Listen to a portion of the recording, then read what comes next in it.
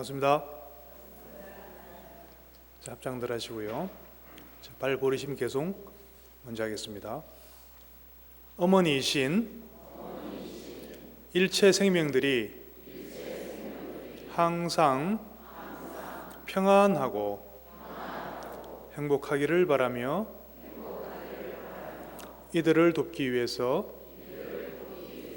완전한 깨달음을 얻겠습니다.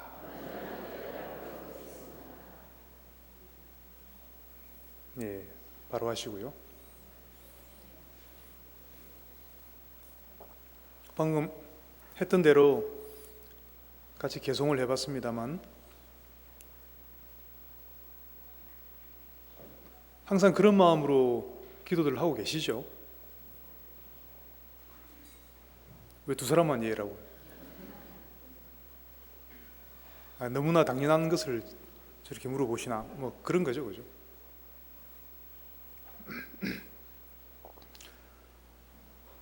저분 딸인가 얼마 안 된 것 같은데, 그죠?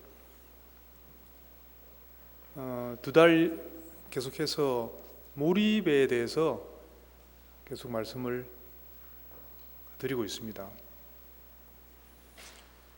왜 몰입이라고 하면은 또 요즘 말인데 혹시 좀 연세가 있으신 분들은 잘 와닿지 않을 수도 있습니다. 집중, 마음 집중, 그렇게 생각하셔도 되겠습니다. 왜 그 이야기를 하느냐 하면은 근데 왜 왠지 어감이, 그죠? 집중 그러면 왠지 좀 벌써 어감이 어떻습니까? 집중해야 된다, 집중해라 그러면 뭔가 좀 피곤할 것 같죠? 힘들 것 같잖아, 왠지. 우리 중고등학교 때 학교 다닐 때 많이 듣던 이야기잖아요. 집중해야 되는데 집중은 안 되잖아요. 또 집중 못하고 멍하게 있다가 잘못하면 또 선생님한테 막 얻어맞고. 요새야 뭐 얻어맞는 거 없지만 우리 때 같으면 막 분필 막 날라오고 가끔씩 칠판 지우개도 막 날라오고. 다들 아시죠? 여러분들 이야기 아닙니까? 물론 여러분들이 이제 다 우등생들이셨으니까 그런 일이 없었겠지만,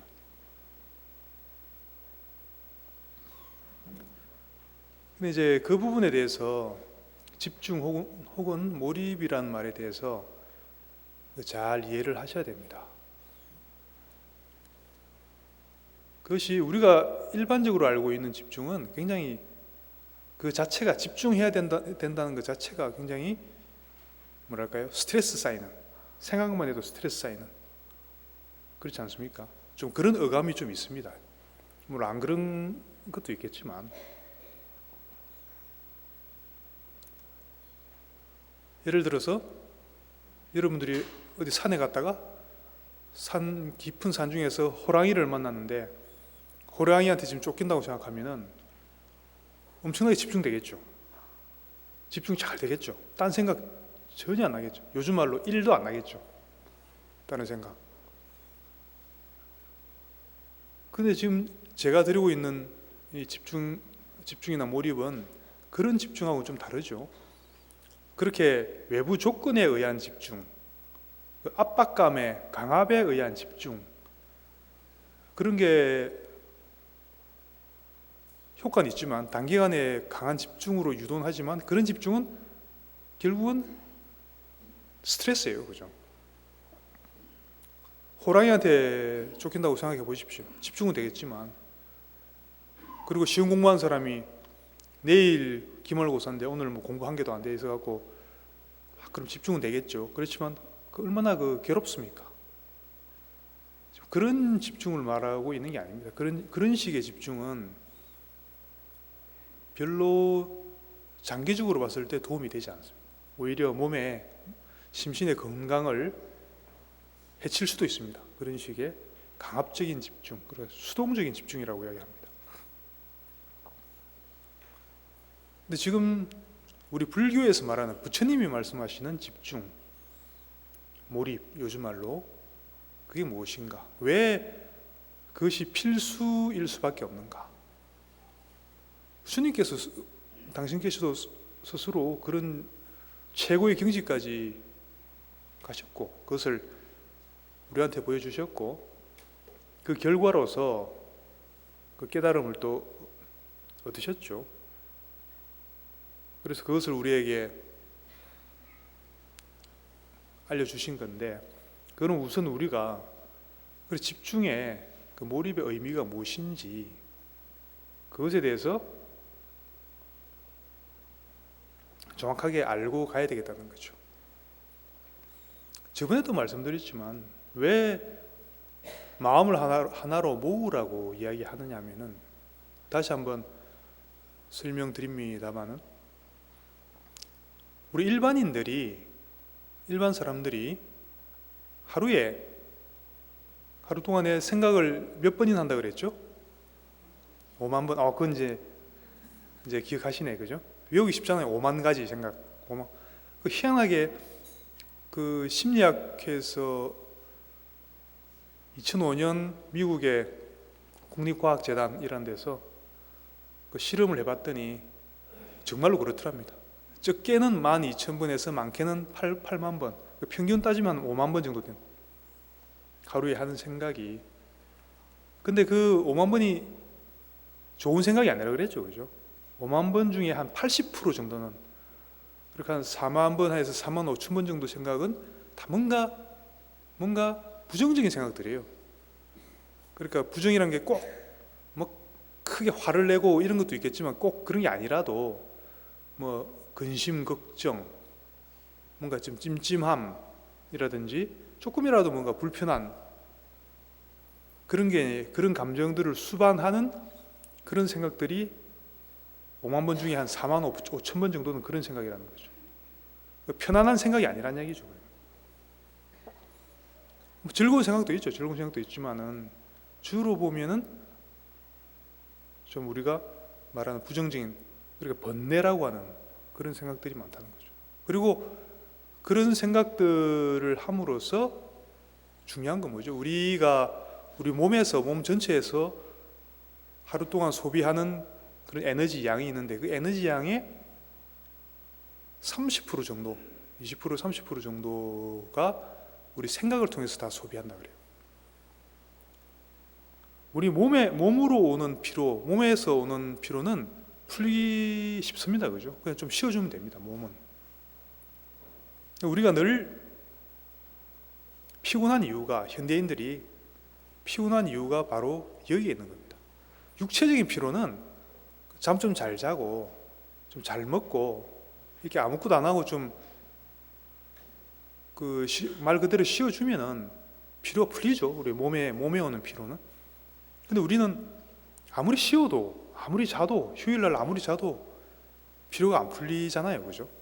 그런 게 있잖아요.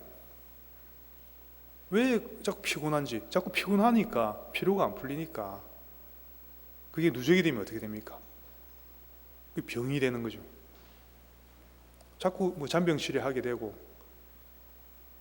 요즘같이 공기도 안 좋을 때 멀쩡한 사람은 멀쩡한데 또 어떤 사람은 계속 기침하고 감기 걸리고 그런 면역력에 또 차이가 나는 거죠. 그래서 최근에 그게 관련해서 연구를 해봤더니 그런 관련된 연구 결과들이 많이 나오고 있습니다. 실제로 특히 뇌과학 쪽에서 뇌과학이 우리 뇌를 주로 연구하는 데다 보니까 뇌와 우리 마음의 관계 이런 거에 대해서 연구를 많이 하거든요. 우리 두뇌가 쉬지를 못한다는 거죠. 뇌가 쉬지를 못한다는 뇌가. 우리 몸은 그냥 좀 피곤하면은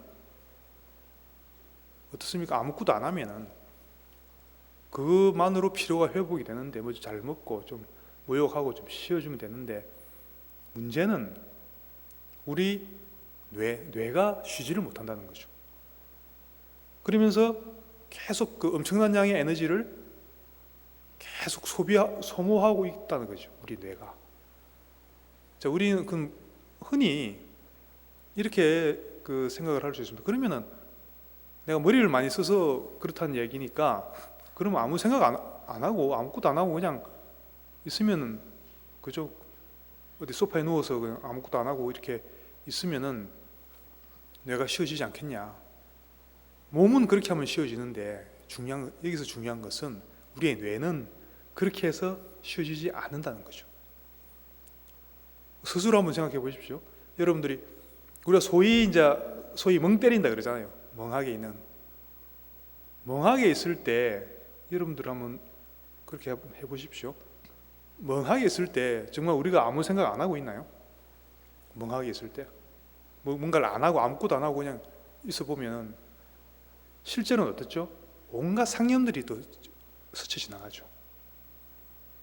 그래서 우리가 열심히 머리를 써서 뭘 하고 있을 때에 비해서 우리가 그냥 멍하게 있을 때도 한 80% 정도 뇌가 계속 가동이 되고 있대요. 그래서 뇌가 쉬지를 못하는 겁니다. 우리가 아주 깊은 잠 속에 있을 때 빼놓고는 하루 거의 24시간 우리 뇌가 쉬지를 못하는 겁니다. 계속 돌아가고 있는 겁니다. 알다시피 이 뇌 자체는 우리 그 몸의 일부잖아요. 몸의 일부이기 때문에 쉬어주지 않으면은 어떻게 되겠습니까? 과열이 되겠죠. 그래서 계속 풀 가동되고 있기 때문에 거기서 그러면서 계속해서 에너지를 소모하고 있기 때문에 에너지가 없기 때문에 쉽게 말해 몸에 왜냐면 뇌에서 계속 쓰고 있으니까 뭔가 이제 기가 부족하다 이런 얘기가 나오는 거죠. 피곤하다, 자꾸 어디 아프다 그런 이야기가 나오는 겁니다. 그러면 이제 그 상태를 좀 어려운 말 썼어요. 약간 우리가 멍한 상태를 디폴트 모드 네트워크 무슨 말인지 모르겠죠. 여러분도 아무도 모르니까 제가 그냥 아무 말이나 해도 여러분들은 믿고 따를 수밖에 없습니다. 디폴트 모드 네트워크 우리가 멍 때리고 있는 상태 그게 그 상태가 우리가 머리를 많이 쓰고 있는 상태보다는 비교적 한 80% 정도 가동률이라고 하니까 한 20% 정도는 좀 쉬어지는 효과는 있죠. 그래서 약간의 휴식 효과는 있긴 있는데 그거로는 뇌가 완전히 쉬어질 수가 없다는 얘기입니다. 그러면은 결국은 우리가 우리 뇌를 다른 말로 우리 마음을 또는 뇌를 서로 연결되어 있는 거니까 쉬어주는 게 관건이라는 게 우리가 알 수가 있습니다. 결국은 우리가 뇌를 쉬지 못하기 때문에 우리 피로가 풀리지 않고 몸도 아프고 그렇게 하는 거라는 얘기죠. 그러면 심지어 잘 때도 뇌는 계속 돌아가죠. 우리 언제입니까? 꿈꾸잖아요. 꿈꿀 때 우리 뇌는 또 계속 풀 가동되고 있죠. 그럼 유일하게 뇌가 쉴 때는 언제입니까? 꿈도 안 꾸고 깊이 잠들었을 때. 이제 그때 뇌는 잠깐 이제 스톱하는 거죠. 근데 그렇다고 우리가 일상생활 중에 그럼 뇌를 좀 쉬어줘야지. 그래갖고 꿈도 안 꾸는 깊은 잠 속에 하루 종일 자고 있을 수는 없잖아요. 그럼 또 다른 문제들이 생기겠죠. 몸은 더 안 좋아지겠죠. 하루 종일 잠만 자면 몸이 안 좋아지겠죠. 그리고 일상생활을 우리가 할 수가 없게 되겠죠. 근데 참으로 신기하게도 우리 불교에서는 이거 최근에 연구 결과입니다. 그럼 어떻게 하는 게 가장 우리 뇌를 진정으로 멍 때리는 거 말고 뇌를 정말로 쉬어줄 수 있는가, 쉬어주게 할 수 있는가 이런 것을 연구를 해봤더니 결론이 뭐냐면은 가장 뛰어난 그 뇌의 휴식 방법은 바로 우리 불교의 수행법.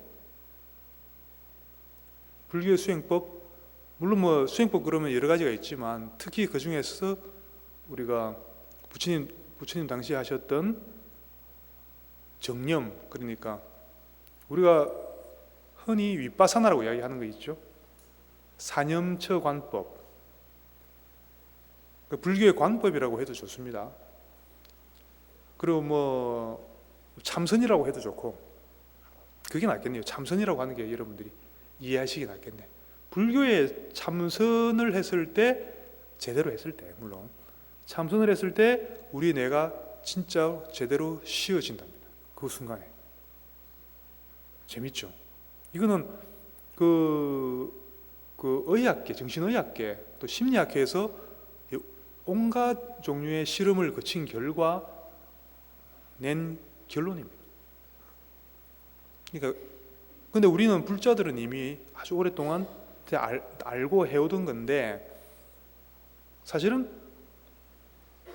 알면서도 그게 얼마나 소중한 건지, 그게 얼마나 귀중한 건지 잘 모르는 경우가 많습니다.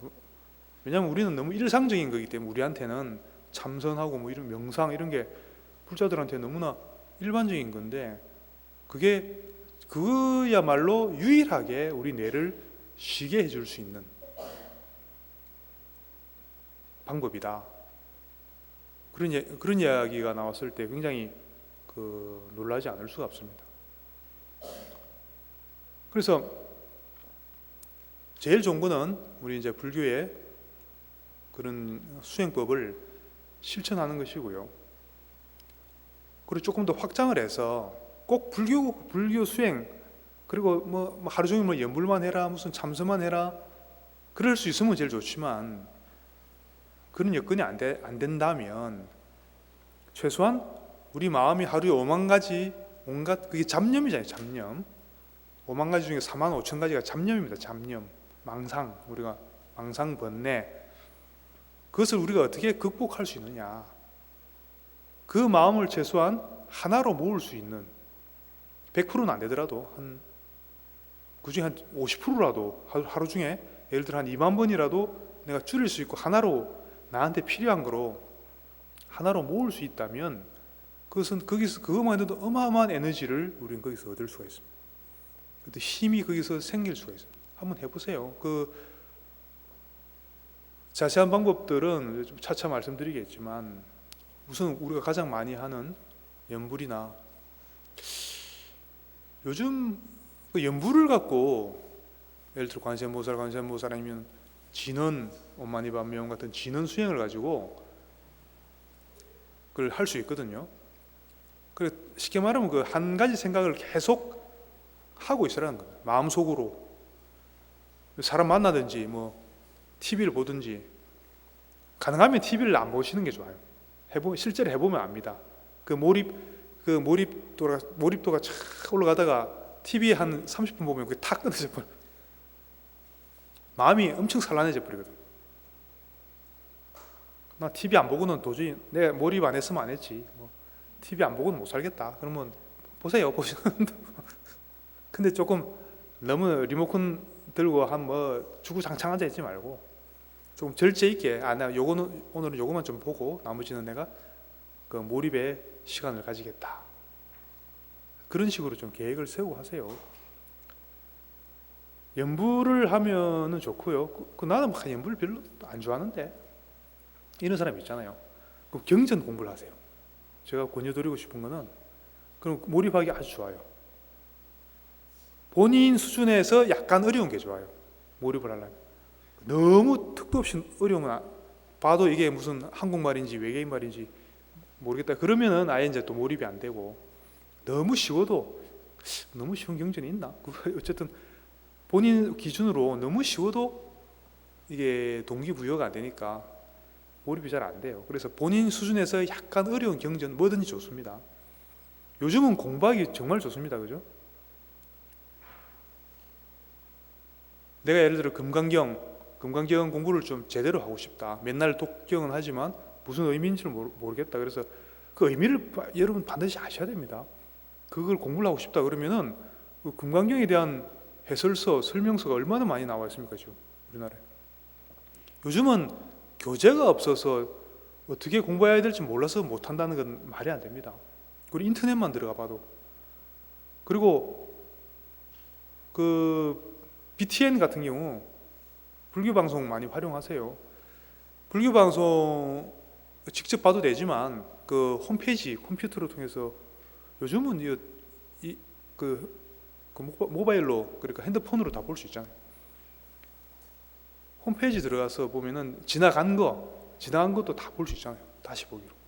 그 보고 난 요런 공부를 좀 하고 요번에는 뭐 암경 공부를 좀 하겠다든지 대성기신론 공부를 좀 하겠다든지, 그러면 거기에 맞춰서 그런 강의를 좀 많이 들으시고 또 책도 사서 좀 보시고, 그래서 몰입을 어떻게 하냐면은 가능하면 하루 종일, 예를 들어 내가 금강경 공부를 한다를 하면은 금강경에 관련된 생각만 하는 거예요. 그 경을 공부하든지 아니면 그거에 대해서 계속 되새겨 보든지 적어 사경을 해보든지 하면서 금강경하고 관련된 것만 하루 종일 한번 해보는 겁니다. 내가 뭐 집안일이나 할 일은 하면서, 일반 직장인들은 조금 다른 케이스입니다. 그죠? 집에 있는 특히 이제 우리 보살님들은 본인 그 하는 일 하면서 아마 가능할 거라고 생각합니다. 그래서 가능하면은 100%는 아니라도 한 50% 정도만 몰입하더라도 엄청난 변화가 있습니다. 그래서 경전을 하나 택해서 그거에 대해서 계속 다른 뭐 드라마 볼 시간에 드라마 조금만 보시고 그런 거 자꾸 공부하시고 사경하고 독경하고 그런 식으로 해보십시오. 단지 저번에도 말씀드렸지만 중요한 요령이 있다 그랬죠. 포인트가 뭐라 그랬죠? 제가 안단테라고 이야기했죠. 안단테. 조금 느리게. 너무 막 애를 써서 기를 써서 하시면 안 됩니다. 왜 안 되죠? 지치니까. 그것 때문에 우리가 피곤을 극복하기 위해서 어떻게 보면 하자는 건데, 그 공부하다가 또 지치고 피곤해질 수가 있거든요. 그 요령이 조금 천천히 생각하기. 경전을 공부할 때도 조금 천천히 읽고, 내가 읽은 경에 대해서 생각할 때도 조금 천천히 생각하죠. 천천히. 급할 거 없잖아요. 천천히 곱씹어가면서. 그렇지만 뭐죠? 안 끊어지게 해야 돼요. 천천히 하되 안 끊어지게 해야 된다고. 이거 포인트입니다. 보통 우리가 하면은 다 결심하고 바짝 하잖아요. 막 완전히 뭐 그걸 잡아먹을 듯이 막 하잖아요. 몇 시간. 그리고 그 다음에 어떻게 합니까? 쫙 뻗어버리잖아요. 쫙 뻗어갖고 뭐 잠자고, 이제 한 며칠 동안 아예 이제 한번 열어보지도 않고. 그렇게 하지 말라는 거죠. 그러면은 그렇게 하면 어떻게 됩니까? 몰입이 안 되죠. 몰입이란 거는 계속 이어지는 걸 말하는. 꾸준히 약간 느린 템포로 꾸준하게 계속 안 끊어지게 이렇게 가면은 그게 차츰차츰 오늘 다르고 내일 다르고 자기도 모르게 거기서 힘이 생겨요.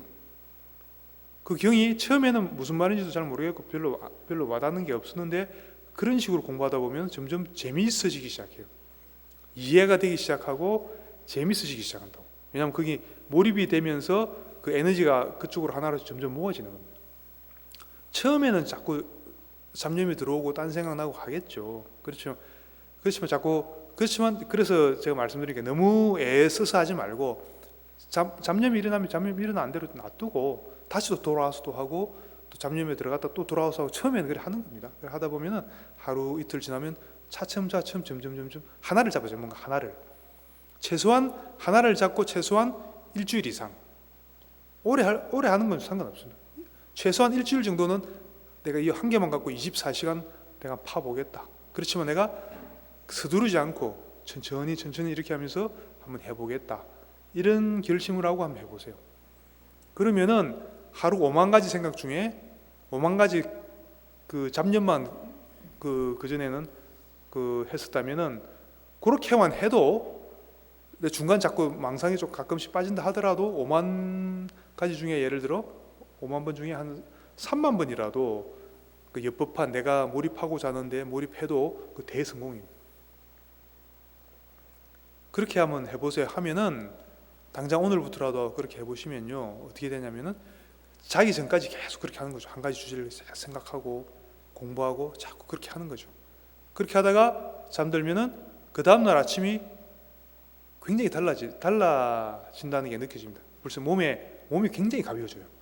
이상하게 내가 뭐 보약을 먹은 것도 아니고 무슨 뭐 특별히 뭐 운동을 한 것도 아닌데, 그죠? 근데 그 다음날 아침에 한 가지 내가 천천히 몰입해서 계속 그런 거 한 것뿐인데, 그 다음날 일어나 보면은 잘 일어나지고 굉장히 개운하게 일어나지고 몸이 굉장히 가벼워지는 게 느껴집니다. 왜냐하면 그 에너지가 세이브가 됐다는 거예요.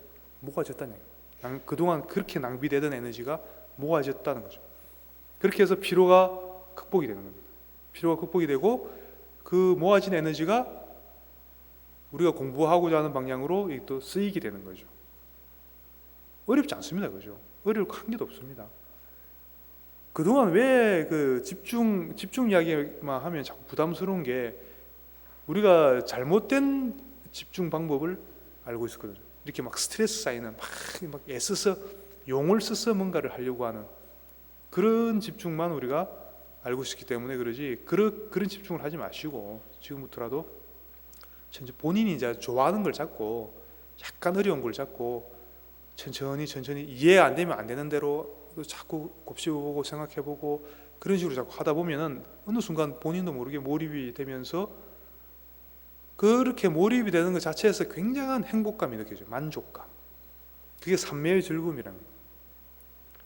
그 자체가 굉장한 에너지가 생기면서 굉장히 우리 내면 쾌락이 아니고 일시적인 그런 쾌락이 아니고는 차원이 다른 우리 내면 깊숙이에서 올라오는 그런 깊은 행복감, 만족감 그런 게 있습니다. 집중, 고요에서 올라오는 그런 만족감 그런 게 올라오기 시작하는 거죠. 그게 그렇게 했을 때 우리 인간이 가장 행복하다 그래요. 이것도 심리학에서 밝힌 겁니다. 그 미국의 제가 말씀드렸지만 미하이 칙센트미하이 박사가 심리학 박사가 인간이 언제 가장 행복한가 연구를 해봤더니 뭔가 한 가지 그 몰입했을 때 몰입 상태가 그 사람은 플로우라고 그래요. 플로우 몰입 상태를 플로우가 계속 이어졌을 때 그때 내 내면에서 올라오는 그런 만족감 그런 게 올라올 때 인간이 가장 행복하다 그래요. 그 심리 상태가 실제로.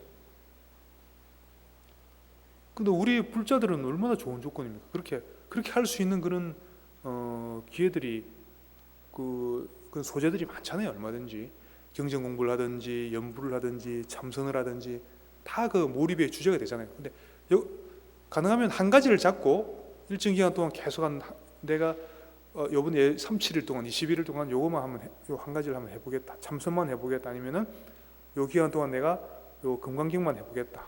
아니면은 내가 뭐 경전 뭐 다른 경전이라도 아니면은 뭐 진언 하나를 해보겠다. 내가 진언을 하겠다 생각했으면요 24시간 내 안에서 돌아갈 수 있도록 해야 돼요. 예를 들어 엄마니 밤매움 한다 그러면은 밥 먹을 때나 내가 기도할 때뿐만 아니라 밥 먹을 때나 심지어 사람 만나서 이야기할 때도 내 한쪽에서는 그게 계속 돌아가고 있어야 돼요. 그게 기도입니다. 그 정도 해야지 그걸 우리가 저 사람은 기도하고 있구나 이렇게 이야기하는 거지. 잠깐 예를 들어 따로 시간 내서 기도를 잠깐 하고 절에 와서 잠깐 기도를 하고 그리고 딱 안 해버리면 어떻게 됩니까? 5만 가지 생각 중에 어떻게 할까? 한 100번 정도는 그 좀 옅법한 생각을 했겠죠. 그럼 나머지는 다시 또 잡념으로 들어간다는 거죠. 그러니까 그렇게 하면은 영음이 없다는 얘기죠. 진정한 기도의 영음 또는 수행의 그 영음을 보기 위해서는 반드시 한 가지 주제를 잡고 일정 기간 이상 몰입을 해야 됩니다.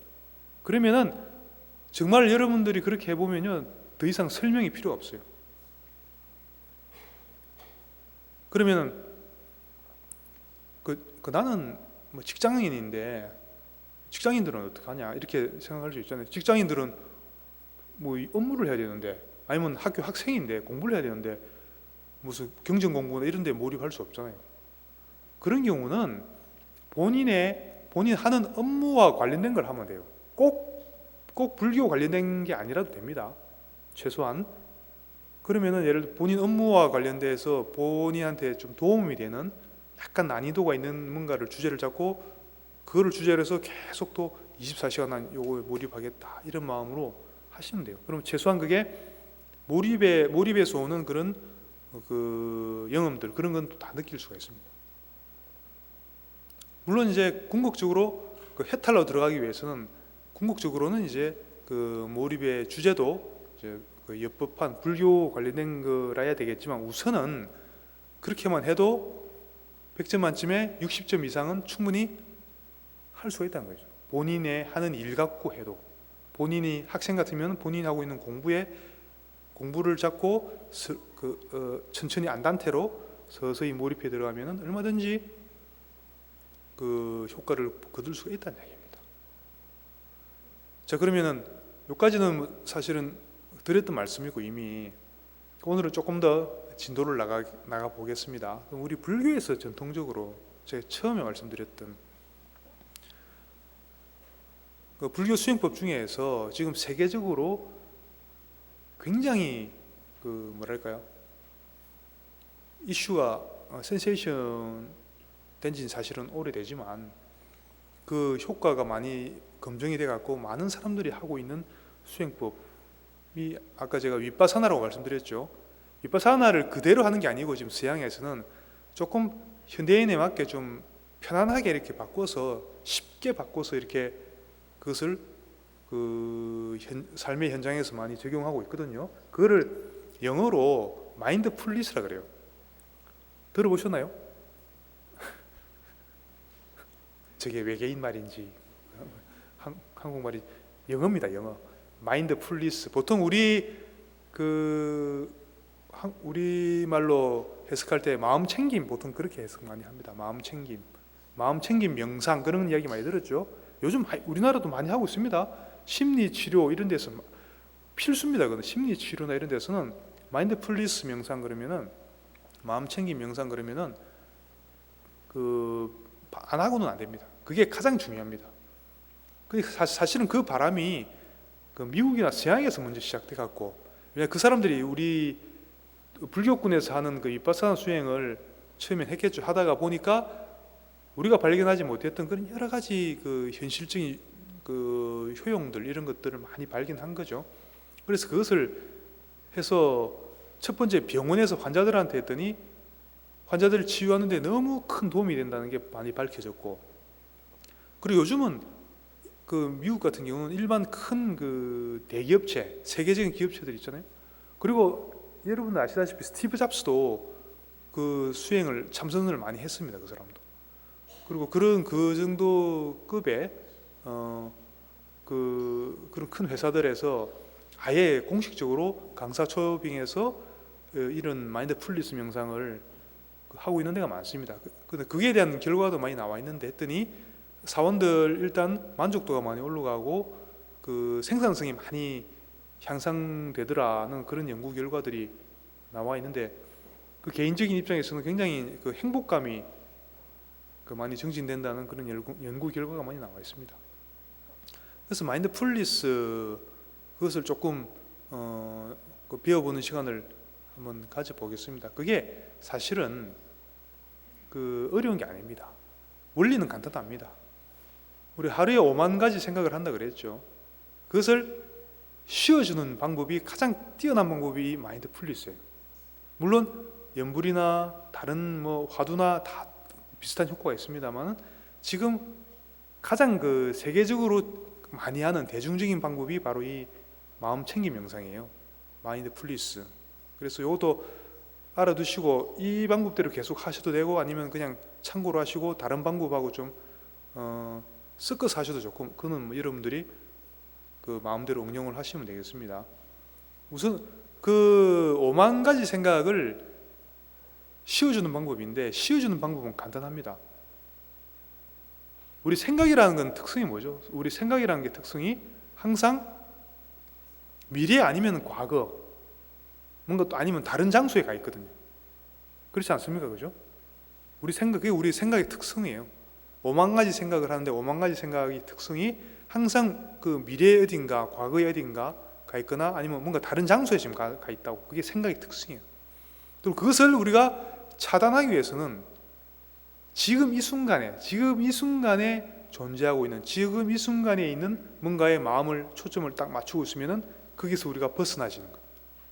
5만 가지 생각에서 그 순간만큼은 벗어나서 우리가 뇌가 진정으로 쉬게 되는 겁니다.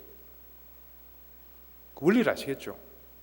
지금 이 순간에 마음을 뒀을 때 우리 뇌는 바로 그때라야 진정으로 쉬어진다는 얘기죠. 그럼 지금 이 순간에 마음을 두는 방법이 뭘까요? 멀리 생각하지 말고 내 몸과 마음에서 항상 이 순간, 지금 이 순간에서만 우리가 자각할 수 있는 게 뭐죠? 첫 번째가 호흡이죠. 호흡, 여러분들 지금 숨 쉬고 있죠? 혹시 숨 안 쉬고 있는 사람 손 들어보세요. 희한하게 한 2명은 있을 텐데 오늘은 한 명도 없네. 희한하게. 숨은 쉬고 숨은 미래에 있습니까? 과거에 있습니까? 항상 이 순간에 있잖아요. 숨은. 그래서 첫 번째 대상이 우리 호흡이죠.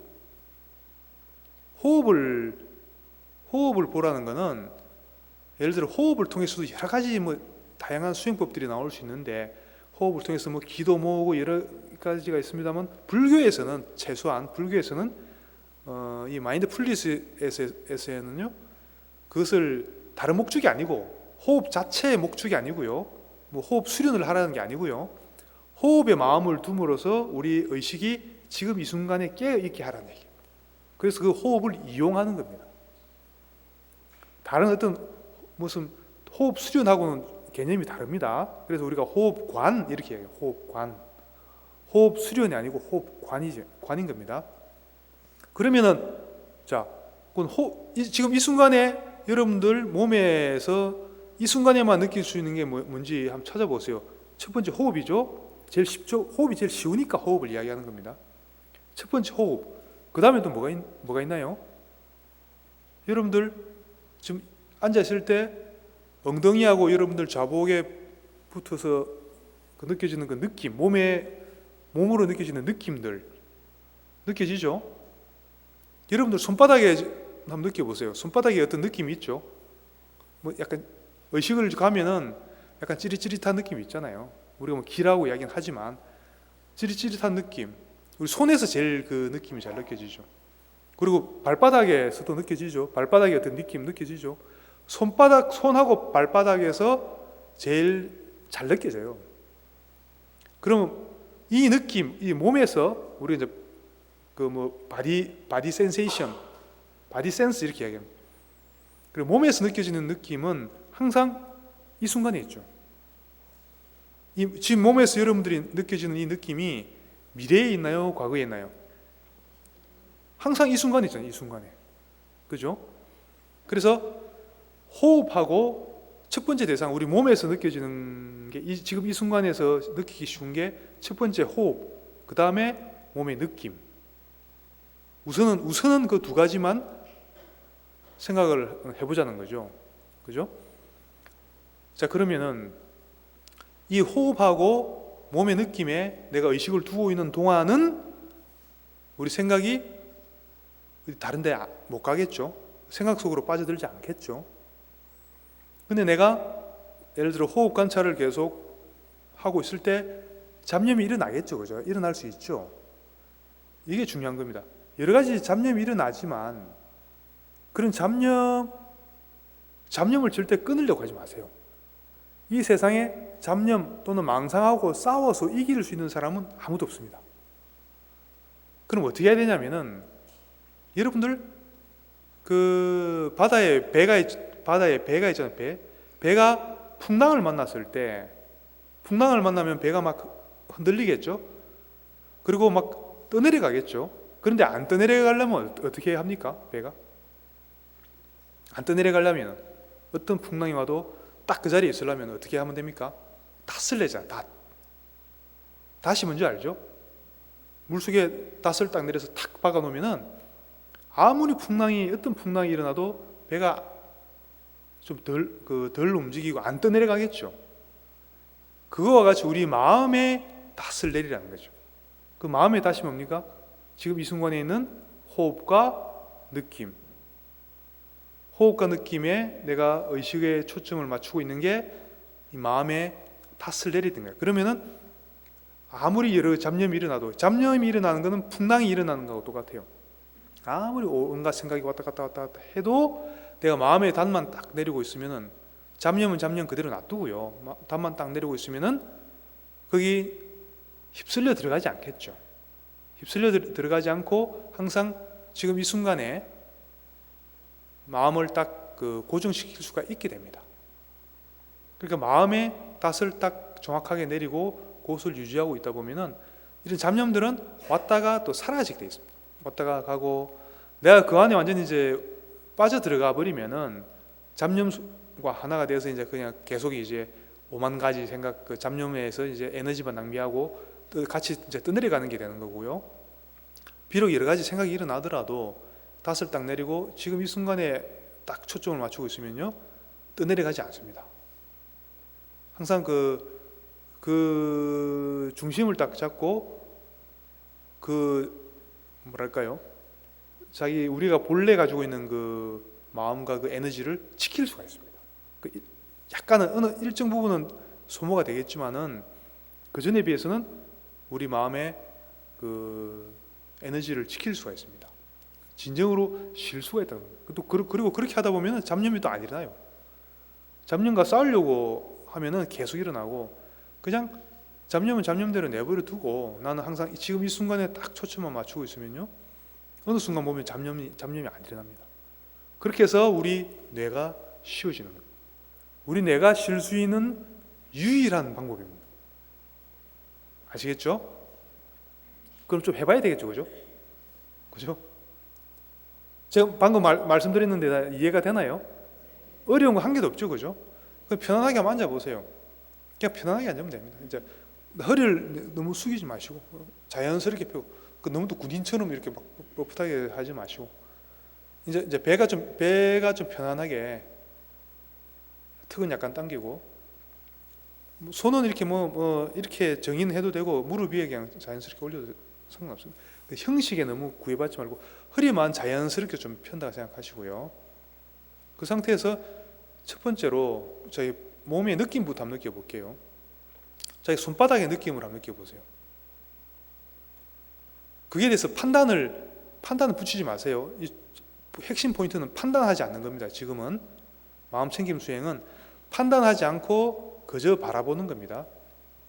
손바닥의 느낌을 그저 한번 느껴보세요. 판단하지 말고. 이번엔 발바닥의 느낌을 한번 느껴보세요. 판단하지 말고. 이제는 조금씩 옮겨봅니다. 이제 종아리에서 좀 느껴봅니다. 잘 안 느껴져도 됩니다. 그냥 아주 미세한 느낌이라도 느껴보시고, 안 느껴지면 안 느껴지시는 대로 그냥 그 자리만 보고 있으면 됩니다. 한번 느껴보고, 무릎에서 느껴보고, 허벅지, 엉덩이 쪽에 느껴보면, 엉덩이 앉아 있으니까 좌복하고 부딪히는 그 느낌이 있죠. 그걸 잘 느껴봅니다. 조금씩 올라옵니다. 이제 배에서 한번 느껴봅니다. 배에서 여러 가지 느낌들이 일어나죠. 자, 등에서도 한번 느껴. 등에 지금 어떤 느낌이 있나요? 이번엔 가슴, 얼굴, 그리고 정수리까지 잘 안 느껴져도 됩니다. 그냥 미세하게라도 한번 느껴보세요. 자, 이번에는 몸 전체 느낌을 한꺼번에 한번 느껴봅니다. 몸 전체를 한꺼번에 느껴보세요. 손바닥부터 시작해서, 손바닥이 제일 잘 느껴지니까 손바닥부터 시작해서 발바닥으로 해서 몸 전체에 지금 있는 느낌, 지금 이 순간에 있는 느낌, 생각으로 이제 이미지로 만들어내지 마시고요. 지금 이 순간에 존재하는 그 느낌을 느껴보라는 거예요. 그래야 우리 의식이 이 순간에 머물게 됩니다. 생각이 안 빨려 들어가고. 잘 느껴보세요. 몸 전체의 느낌을 잠깐만 느껴보세요. 평안해질 겁니다.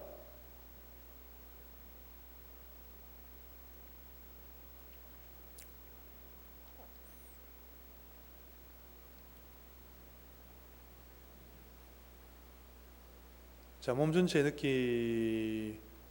느끼고 있는 것만으로 마음이 평안해집니다. 왜냐하면 지금 이 순간에 존재하기 때문에. 이 순간만큼은 우리 뇌가 쉬고 있는 겁니다. 지금. 그 다음에는 서서히 자신의 호흡을 한번 느껴보세요. 본인이 숨을 들이쉬고 있는지 내쉬고 있는지 느껴보세요. 숨 쉴 때마다 가슴이나 배가 움직일 겁니다. 그 움직일 때 그 움직이는 느낌, 그것도 느낌이죠. 숨 쉴 때마다 배나 가슴이 움직일 겁니다. 그 움직일 때 그 주변으로, 그 안쪽으로 느껴지는 느낌, 그게 초점을 맞춥니다. 이 느낌은 항상 지금 이 순간에 있는 느낌입니다. 그 느낌에 대해서 뭐 이미지로 이렇게 만들어내지 마시고 지금 이 순간에 있는 느낌을 캐치하세요. 그걸 딱 잡으세요.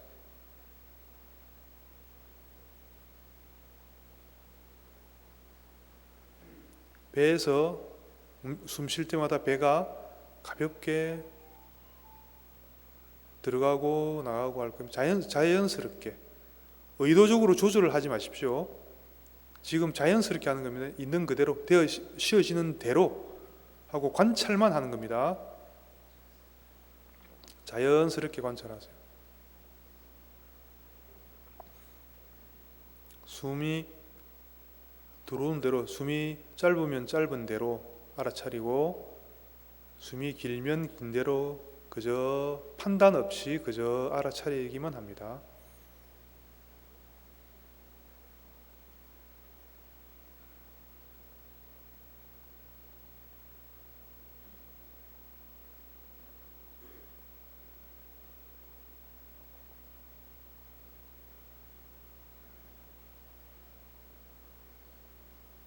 역시 잡념이 들어올 때는, 혹시 잡념이 들어오면 그대로 내버려 두시고 호흡이나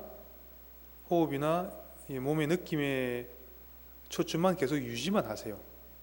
잡념은 잡념대로, 잡념과 함께 하겠다, 같이 있겠다, 이런 마음으로. 대신에 지금 이 순간에 존재하는 이 느낌에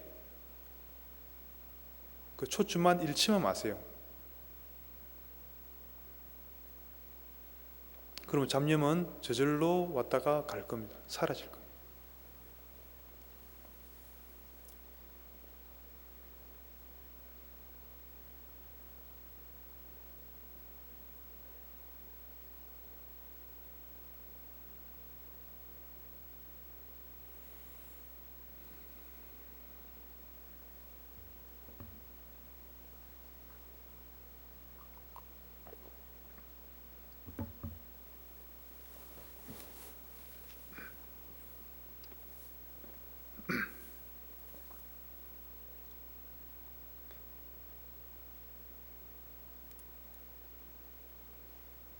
다시 몸 전체의 느낌을 느껴보면서 혹시 어디 긴장되어 있는 부분이 없는지 한번 살펴보세요. 긴장되어 있는 부분이 있으면 쭉 긴장을 풀어주세요. 마음속으로 이완하면서, 특히 정수리 쪽하고 이마 쪽에 약간의 긴장감이 있을 겁니다. 그것을 이완하면서 그 긴장을 풀어주세요. 정수리 쪽하고 이마 쪽. 그리고 다시 의식을 호흡으로 돌아옵니다.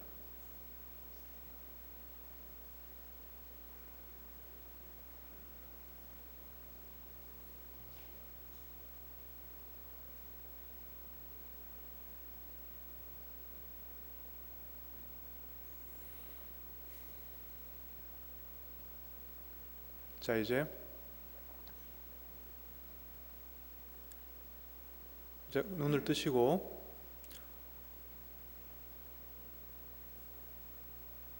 좌선을 잠깐이라도 하고 마칠 때 갑자기 벌떡 일어나거나 하지 마시고 천천히 이제 마치셔야 됩니다. 몸을 좀 이렇게 풀어주세요. 지금은 뭐 잠깐 했으니까 뭐 상관없는데, 조금 뭐 20분 30분 이상 했을 때는 다리도 잘 풀어주고 어깨도 좀 풀어주고 몸을 풀어주면서 서서히 이제 끝내야 됩니다. 잠깐 방금 여러분들 마인드풀리스 명상을 방금 한 겁니다. 마음 챙김 명상. 다른 말로 하면 우리 뇌가 쉬는 뇌 휴식을 한번 해봤다는 겁니다. 뭔가 좀 쉬어진 느낌이 있습니까? 둘, 넷, 여섯, 여덟, 7명만, 나머지는 아직까지 계속 쉬고 계시네. 뭔가 쉬어진다는 느낌이 들죠. 그 포인트는 그겁니다. 망상, 잡념이 일어날 때 절대로 잡념하고 싸우려고 하지 마세요. 잡념하고 싸우지 말고 그걸 있는 그대로 놔두고, 잡념이 오면 잡념과 함께 하겠다. 그러니까 나는 호흡 또는 몸의 느낌에 그 의식만 계속 유지하겠다. 잡념이 있어도 계속 그 의식을 유지할 수 있잖아요, 그죠? 그 몰입을. 그게 바로 마음의 닷을 내리고 있다는 얘기예요. 닷을 딱 내리고 있으면은 어떤 잡념이 왔다가도 난 항상 지금 이 순간에 이 자리에 의식을 딱 맞추고 있는 거예요. 뭐 그 전에 좀 해보신 분도 있으실 거고, 오늘 처음 해보시는 분도 있을 겁니다, 그죠? 방금 이 수행이 사실은 너무나 쉽고 간단한데, 재밌는 건 스가모니 부처님이 이 방법으로 부처님이 됐습니다. 마인드풀리스로 스가모니 부처님이 됐다는 거예요. 그리고 제자들한테도 이 방법을 권유하셨고, 그리고 열반하시기 전에 뭐라고 하셨습니까? 열반하기 전에 그 아난다가 물어봤죠. 부처님께서 열반하시고 이 세상에 안 계시면은 우리는 누구를 또는 무엇을 의지하고 수행하고 살아가야 됩니까? 그러니까 부처님께서 뭐라고 하셨죠? 자등명, 법등명 이렇게 말씀하셨죠. 너 자신에게 의지하고 법을 의지해라. 그 보통 그까지만 알고 있는데 그 뒤에 또 나오거든요, 경전에. 뒤에 이야기를, 그게 포인트인데 그걸 잘 모르셔. 그리고 아난다가 뭐라고 물어봅니까? 어떻게 하는 게 자등명, 법등명 하는 겁니까? 물어봤어요. 그 부처님 뭐라고 대답하셨죠? 사념처를 의지해라. 사념처 수행을 해라. 방금 여러분들이 한 겁니다. 사념처는 신수신법의 마음을 챙겨라. 방금 여러분들 그 중에 신하고 신이 몸이잖아, 몸. 몸과 수신법, 느낌과 마음, 그리고 불교의 진리 또는 기타 여러 가지 현상들의 마음을 챙기라는 이야기거든요. 그 중에 제일 중요한 거는 방금 여러분들 다 배운 겁니다. 방금 몸에 의식을 집중을 해봤죠. 그리고 여러 잡념이 올 때 잡념을 알아차리고 어떻게 하라고 또 이야기했잖아요. 우리 마음을 어떻게 다룰 것인가, 마음을 어떻게 알아차릴 건가도 했습니다. 그리고 몸에 일어나는 여러 가지 느낌을 또 알아차리는 거 했잖아요. 부처님께서 그 마지막에 유훈으로 남기신 말씀이, 내가 가고 나거든 여러분들은 그 사념처에 의지해서 수행을 해라. 그게 바로 자등명, 법등명 하는 길이다. 이렇게 말씀하셨어요. 그리고 부처님께서도 스스로도 말씀하시기를 본인도 이 방법을 통해서 부처님이 됐다, 성불을 했다, 이렇게 또 말씀하신 바가 있고, 얼마나 중요한 겁니까? 그렇죠? 그래서 물론 이제 우리 불교 수행법이 이 마음 챙김 명상만 있는 건 아니에요. 여러 가지가 있지만 그 중에 가장 가장 근본 수행이라고 할까요? 핵심적인 수행법이 바로 이 마음 챙김 명상이에요. 그래서 여러분들이 다른 수행법을 하더라도 이 마음 챙김 명상은 꼭 알고 있어야 돼요. 불자로서. 부처님이 그렇게 마지막 유언으로 남길 정도로 강조하신 건데 우리가 불자들이 그걸 몰라서 되겠습니까? 그죠? 내가 예를 들어 연불 수행을 하더라도 어떻게 합니까? 항상 그 잡념이 일어나서 자꾸 내가 빨려 들어갈 때, 잡념 속에 자꾸 휩쓸려서 그게 너무 괴롭거나 몰입이 안 되고 할 때는 이게 마음 챙김 명상을 꼭 하셔야 돼요. 지금처럼. 그리고 예를 들어 연불을 하다 보면 어떨 때는 하기 싫을 때가 있어요. 그럴 때 있습니다, 그죠? 많이 해보신 분들은 알죠. 되게 하기 싫을 때 있어요. 근데 그럴 때도 이 마음 챙김 명상을 하세요. 그러면은 이거는 뭔가를 하라고 하는 게 아니잖아요. 잘 이해를 하셔야 돼요. 마음 챙김 명상은 뭔가를 하라는 게 아니에요. 쉬라는 이야기지. 지금 이 순간에 마음을 두고 쉬라는 이야기입니다. 뭔가를 여러분들이 해서 뭔가를 만들어내라는 이야기 아니에요, 그죠? 마음챙김 명상 진정으로 쉬라는 얘기요. 그래서 어떻게 보면은 불교 수행법에 특히 마인드풀니스 명상의 핵심은 잘 쉬는 것, 진정으로 쉬는 것, 이렇게 이야기할 수 있습니다. 왜냐하면은 우리가 이것을 모르면은 다시 말씀드리지만 그 전에는 쉬는 법을 몰랐다는 얘기죠. 기껏해야 그냥 TV 앞에서 TV만 보든지 그냥 멍하게 있든지. 근데 그게 쉬는 게 아니라고 제가 말씀드렸죠. 쉬는 게 아니기 때문에 피로가 안 풀리는 것이고, 현대인들이 자꾸 피곤하다고 하는 거예요. 피로가 안 풀리고 자꾸 피곤하기 때문에 면역력이 떨어지고 자꾸 아프고, 자꾸 피곤하다는 이유 갑자기 생각이 나네. 피곤한 이유를 TV 광고에서 왜 피곤한가 자꾸 알려주죠. 뭐라고 이야기하죠? 뭐 때문이야, 뭐 때문. 근데 그거는 그 사람들 이야기고, 그거는 그런 부분도 있겠지만, 그건 뭐 진리는 아닌 것 같고요, 그죠? 뭐 일부분은 사실이긴 하겠지만, 진정한 피로에서 우리가 극복할 수 있는 방법은 방금 우리 해봤습니다. 이렇게 해서 우리 마음을 쉬어주는 게 진정으로 우리가 피곤해서 극복할 수 있는 길이고, 그렇게 할 수 있는 유일한 방법이 바로 이 마음챙김 명상이다. 그리고 한 가지만 더 덧붙이면요, 오늘은 시간이 다 됐으니까 간단하게만 말씀드리면은, 이 마음챙김 명상을 하면은 벌써 잠깐 여러분들 경험해봤지만은 마음이 평온해지고 고요해지죠. 평온하고 고요한 것은 정말로 좋은 겁니다. 거기에서 한 걸음 더 나아가면은 우리 마음을 그 상태, 평온한 상태에서 마음을 더 자비심으로 이렇게 끌어낼 수 있는 또 그런 수행이 또 필요합니다. 그거는 또 자비관이라고 해서 또 그런 수행법이 있는데, 우선은 말씀드릴 수 있는 건 평상시에 기도할 때 발버리신 개송을 꼭 하세요. 여러분들이 발버리신 개송을 그렇게 한번 해보세요. 그냥 일상 의식 상태에서 하는 거 하고, 방금 배웠던 마음챙김 명상을 한 10분이라도 하고, 마음이 아주 고요하게 깨어있는 상태입니다. 고요하지만 깨어있는 상태가 이 마음챙김 상태입니다. 이 마음챙김 명상을 한 10분 정도라도 하고 어느 정도 고요하고 평온해졌을 때 그 상태에서 한번 천천히 발버리심 개송을 한번 해보세요. 그 느낌이 완전히 달라집니다. 그래서 우리가 발버리심의 어떤 엄청난 그 무량한 불가사의한 이 공덕을 우리가 성취하기 위해서라도 우선은 우리 마음챙김을 통해서 일단 번뇌에서 벗어나야 돼요. 하루 5만 가지 번뇌에서 일단은 어느 정도라도 벗어나야지 그게 약효가 생긴다는 얘기. 쉽게 말하면 우리가 한약을 먹을 때도 어떻게 합니까? 우선 그 사람이 약을 아무리 좋은 약도 받아들일 수 없을 정도로 몸이 안 좋을 수 있잖아요. 그러면 우선 그 상태를 좀 개선시킨 다음에 좋은 약을 투여하잖아요.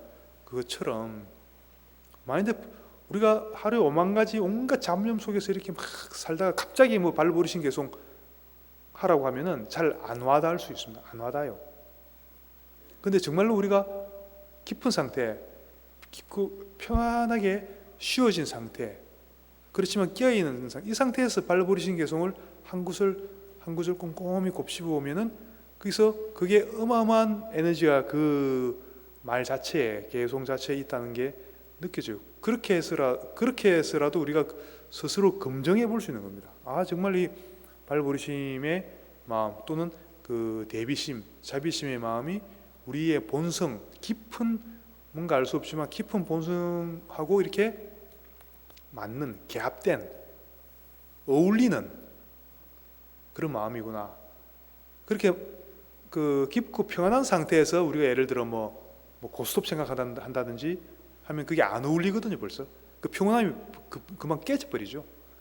그렇지만 자비심이나 또는 감사하는 마음, 이런 마음들, 좋은 마음들, 선한 마음들, 보리심의 마음을 일으키면은 굉장히 잘 어울린다는 게 알 수가 있습니다.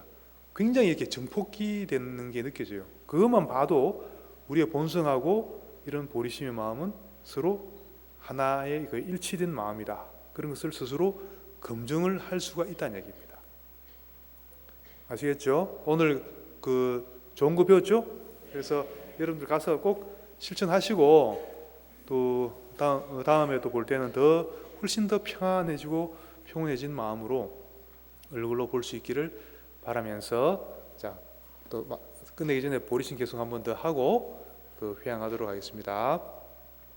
어머니이신 일체 생명들이 항상 평안하고 행복하기를 바라며 이들을 돕기 위해서 완전한 깨달음을 얻겠습니다. 네, 승불하십시오.